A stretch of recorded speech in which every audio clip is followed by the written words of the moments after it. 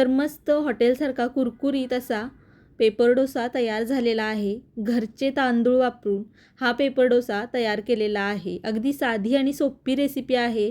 या पद्धतीने एकदा करून बघा. हॉटेलसारखा कुरकुरीत असा पेपर डोसा तयार होतो.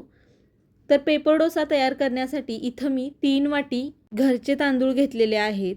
तुम्ही यासाठी रेशनचे तांदूळ किंवा विकतचे कोणतेही जाडे तांदूळ वापरू शकता.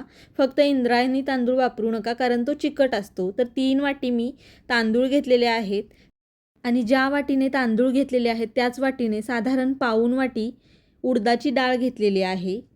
3 चमचे हरभरा डाळ घेतलेली आहे. हरभरा डाळ घातल्यामुळे डोशाला मस्त असा लालसर कलर येतो, त्यामुळे नक्की घाला. अर्धा चमचा मेथीदाणे घातलेले आहेत. आता डाळ आणि तांदूळ 2 ते 3 वेळा पाण्याने स्वच्छ धुवून घेऊ. तर डाळ आणि तांदूळ मी स्वच्छ धुवून घेतलेले आहेत. यामध्ये आता पाणी घालू. पाणी थोडं जास्त घालायचं, म्हणजे डाळ तांदूळ चांगले भिजतात. पाणी घातल्यानंतर एक 5 तास डाळ तांदूळ आपण भिजत ठेवू. तर जवळजवळ 5 तास झालेले आहेत. डाळ तांदूळ चांगले भिजलेले आहेत. आता आपण डाळ तांदूळ चांगले बारीक असे वाटून घेऊ. त्याचबरोबर इथं मी 1 वाटी शिजवलेला भात घेतलेला आहे. भात घातल्यामुळे डोसे मस्त कुरकुरीत होतात. त्याचबरोबर थंड झाल्यावर सुद्धा ते वातड किंवा चिवट लागत नाहीत, आहे तसे मऊ राहतात. त्यामुळं भात एकदा नक्की घालून बघा. भाताऐवजी तुम्ही चिरमुरे किंवा पोहे घालू शकता. तर आता सगळ्यात पहिला मी मिक्सरच्या भांड्यामध्ये भात काढून घेतलेला आहे. त्याचबरोबर थोडे डाळ तांदूळसुद्धा काढून घेतलेले आहेत. डाळ तांदूळ भिजत घातलेलंच पाणी यामध्ये घालून चांगलं बारीक असं वाटून घेतलेलं आहे. तर शिजवलेला भात आणि डाळ तांदूळ चांगलं बारीक असं मी वाटून घेतलेलं आहे.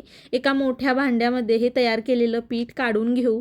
भांडं थोडं मोठंच घ्यायचं, म्हणजे भांड्यामधून पीठ आंबल्यानंतर बाहेर येत नाही. याच पद्धतीने आता आपण उरलेले डाळ तांदूळसुद्धा बारीक असं वाटून घेऊ. तर जेवढे मावतील तेवढे मी डाळ तांदूळ काढून घेतलेले आहेत मिक्सरच्या भांड्यामध्ये.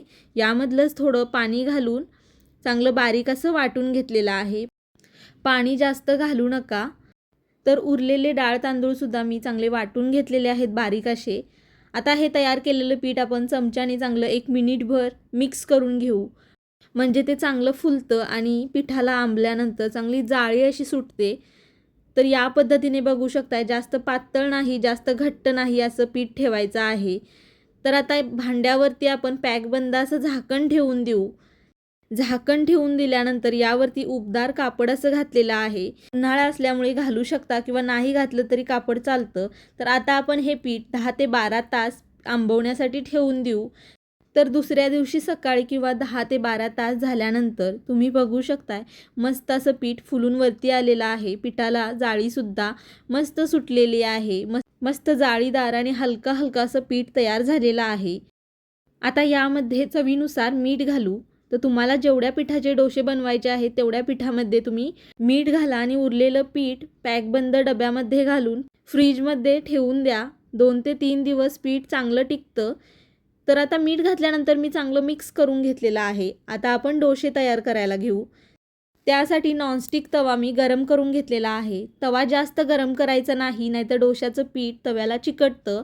तर आता थोडा तव्यावरती पाण्याचा हबका मारून घेऊ.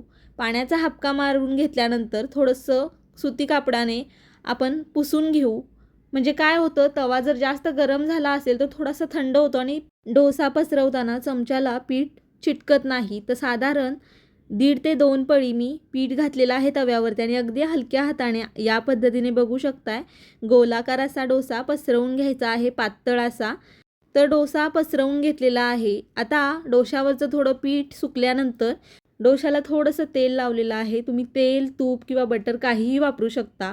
गॅस बारीक करून कुरकुरीत असा डोसा भाजून घेऊ. तर थोड्या वेळानंतर बघू शकताय डोशाचा कलर बदललेला आहे. मस्त लालसर असा कलर आलेला आहे. पेपर डोसा दुसऱ्या बाजूने अजिबात भाजत नाहीत. बघू शकताय एका साईडनेच तो मस्त असा कुरकुरीत होईतोपर्यंत भाजून घेतलेला आहे. त्यामुळे दुसरी बाजूसुद्धा चांगली शिजली जाते. तर याच पद्धतीने आता दुसरा डोसासुद्धा आपण तयार करून घेऊ. जेव्हा जेव्हा तुम्ही डोसे करणार असाल तेव्हा तव्यावरती पाण्याचा हबका मारून सुती कापडाने पुसून घ्यायचं, म्हणजे डोसेसुद्धा चिटकत नाहीत आणि तवासुद्धा चांगला राहतो. तर हा सुद्धा बघू शकताय डोसा तयार झालेला आहे. तर बऱ्याच वेळा काय होतं, नॉनस्टिक तवा असून सुद्धा डोसा चिकटतो. तर या पद्धतीने करून बघा. तर तवा थोडा गरम झाल्यानंतर तव्यावरती थोडंसं तेल घालायचं, त्यावरती पाण्याचा हपका मारून सुती कापडाने चांगलं पुसून घ्यायचं, म्हणजे तवा चांगला ग्रीस होतो. आणि मगच डोशाचं पीठ यावरती घालायचं आणि हलक्या हाताने पसरवून डोसा गॅस बारीक करून कुरकुरीत होईतोपर्यंत डोसा भाजून घ्यायचा.